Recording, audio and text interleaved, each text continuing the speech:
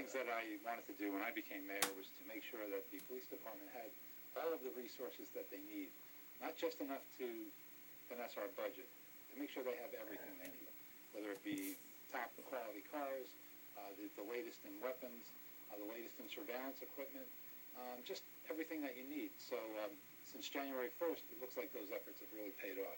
What do the stats tell you from January 1st to now? Overall, crime is down just over 30%, and that's in the first quarter of this first year. quarter alone. Our violent crime is down 44%. Violent crime, which was What really would a violent crime be? robbery, rape, murder, shootings. But yeah, we're down 44% violent crime, and that's down from historical lows. So we're even lower than where we've been.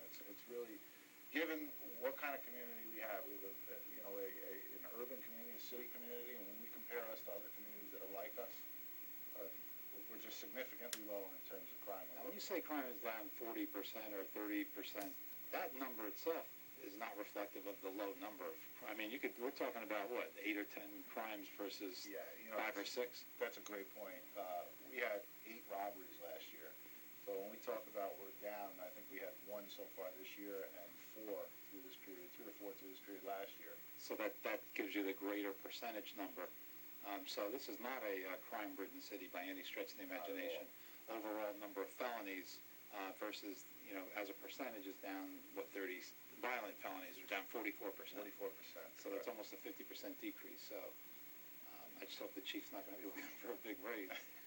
Keep everything within the budget. But that's a fantastic job, and a great credit to you and to this department. I know that you're actually right now, you're down a couple of detectives because they retired. Yeah, we just... And so we're bringing new detectives up.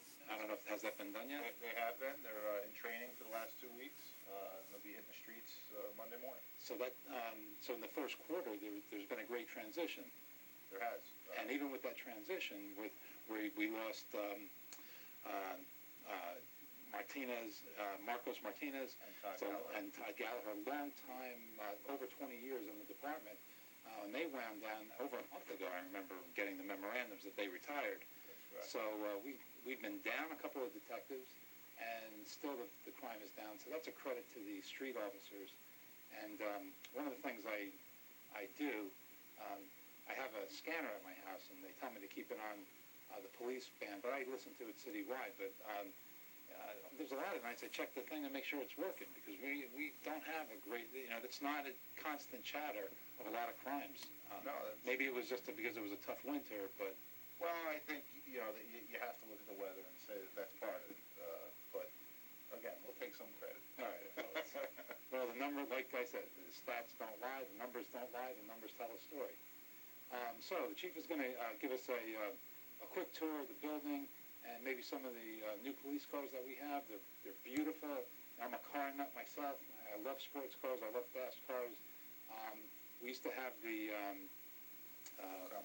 Crown Vics, and now we have other cars made by Ford Motor Company that are just really look good and drive. Drove in one with you, and they have a lot of power, and they handle really well, better than the foreign cars that I drive around in. And they're just a real top-notch, state-of-the-art equipment for our police department. And we're just going to walk around and show you a picture of one, show you what the inside of a police car looks like, and we're going to show you the back of the car that you never really want to see. And we're also going to show you where we put some bad guys and where we hold them, right? Absolutely. But this isn't a jail where if somebody gets 5 years, they don't stay here. This is merely a holding facility. For overnight, until they go overnight, maybe 24 hours, 36 weekend. Tops. And then it's also when they come and visit our city court here. They come up from the jail down county. Until they go see the judge. Correct. So the judge gives them 30 days, they go down county. Yes, that's correct. So, and we also serve Buchanan? We do. We assist Buchanan. They quite a number of police departments. We're under contract. Yes, Buchanan.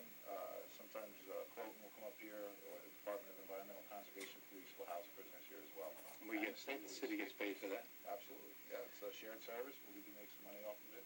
Do you conduct tests for them, like DWI, breath tests? We do the DWI testing for Buchanan. We also do their booking. Any misdemeanor or felony arrest they make, they do their booking here. So we assist them with that as well. Okay, and I saw Sergeant Walker as I came in. He's a longtime police officer here. It was my first sergeant, or my second sergeant. Yeah. He actually got promoted to sergeant the day I got hired. I think he gave me my second speeding ticket in this town. So it was good to see him on the way. And of course, Jerry Woods, the longtime dispatcher. I went to high school with Jerry Woods. He's a good friend, good longtime friend. And it's just good to be here. I go around to the other departments, but I kind of stay out of the police department. It's not the kind of place that I think politicians should hang around in or just go for a ride along, and I've resisted the temptation to do that.